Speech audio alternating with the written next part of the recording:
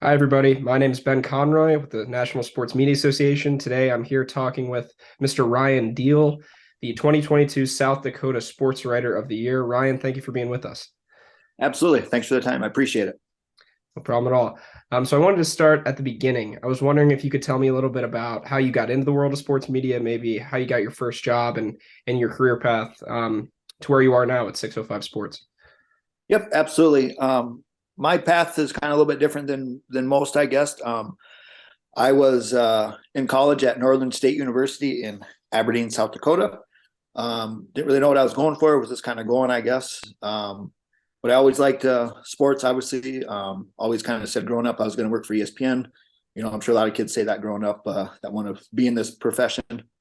There was a job advertisement in the newspaper, sports clerk, like a stringer, whatever you want to call it, typing up the box scores and the recaps for the high school basketball and all that stuff, and applied, and I kept applying, and finally got a call back, and asked if I'd be interested, and she said sure, and started doing that for a few months. The recaps and all that stuff, coming in at night and helping out with the busy sports desk and everything. And timing was just everything for me. One of the other sports writers left to take a different job, and they asked if I would be interested in doing some writing while they kind of took their time to find a replacement. And I said, sure. And things just kind of aligned for me. I just kind of kept writing and kept working hard at it and everything. And went from part-time to full-time, and just kind of kept working my way up. And one thing led to another. And 10 years later, I was still working there at the Aberdeen American News, was the newspaper, and worked under some great people, Dave Billhauer, John Papinick, Deb Smith, Ron Fikert, Sean Weary, and John Davis. Those are names that mean nothing to you, but in South Dakota, those are giants in the sports media industry. So just learned from those guys for a lot of years, and worked there for 10 years, and then took a job at the Mitchell Republic, Mitchell, South Dakota. Worked there for about 5 years, worked under some great people there as well. And then just wanted to try something a little different. So 605 Sports is what I've been doing for the last year. We're just website only. We predominantly cover high school, the high school sports scene and everything, and some amateur baseball stuff in the summer. So kind of got long-winded there, but that's kind of my journey up to this point and everything. Awesome. Congratulations on a very decorated career to this point. So you mentioned you've had a lot of different stops along the way. I'm sure that gave you the opportunity to cover some really cool stories and meet some cool people. So I was wondering, what are some of the most impactful moments or things you've gotten to cover over the course of your career? I've been fortunate that I've been able to travel. I grew up in West River, South Dakota. So anytime I got to travel anywhere, that was always fun. Went to cover some national tournaments, down in Kansas, Missouri, some other places I can't think of right now. So a lot of more around the upper Midwest. So traveling is always fun, obviously. But for me, the stuff I love to cover are the high school tournaments, state basketball tournaments, football championships. High school sports are big in South Dakota. We don't have professional sports teams.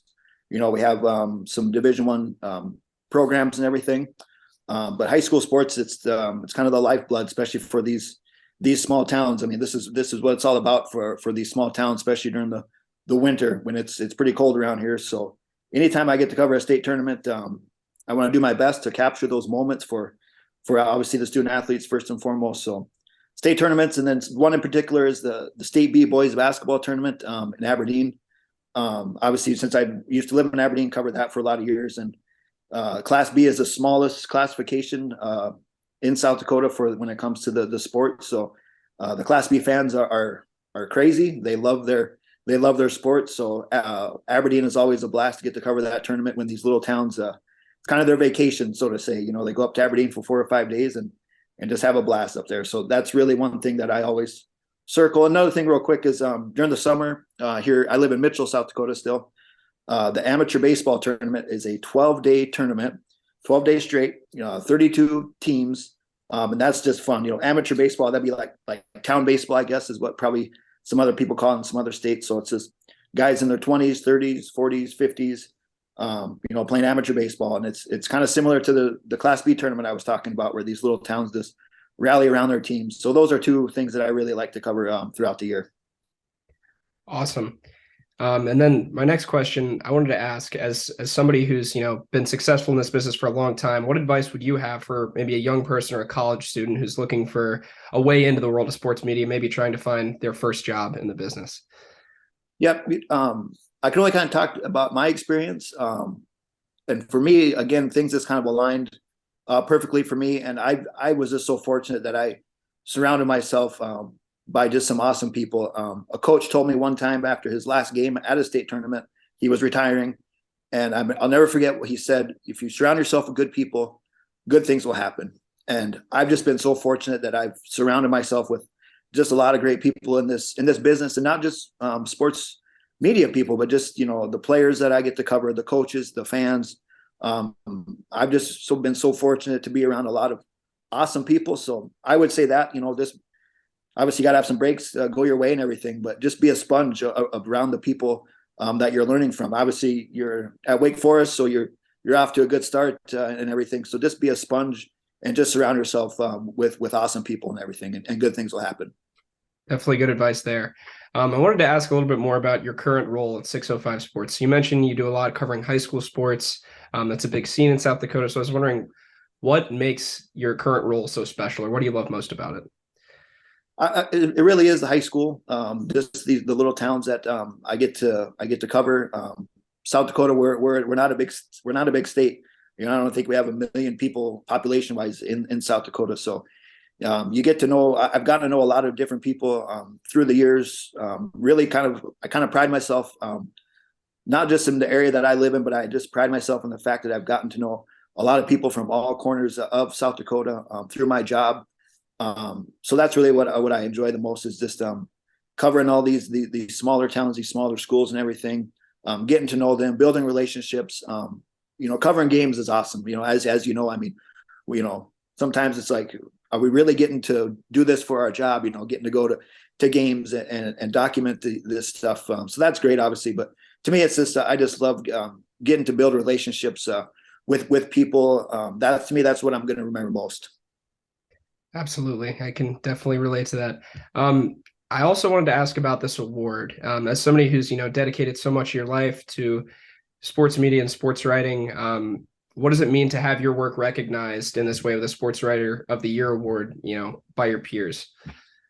Yep, absolutely. We're not in this for individual accolades. I think that. I mean, you're a journalist as well. To me, we're in this to tell other people's stories. Right? I mean, that's what it's all about for me. But to win this award at the same time, it obviously goes to show that hopefully it means that I am doing a good job of documenting these people and trying to cover them and tell their stories. So whenever I get that call from Dave Gorin, this is the fourth time I've won this award, and when Dave's name pops up on my cell phone, I won't lie, it's a pretty good feeling, and you're cracking a smile. So whenever you win that, whenever you get that call and he tells you won it, it's a pretty good feeling, and it's definitely an honor, and it's a call that I'll be honest, it never gets old.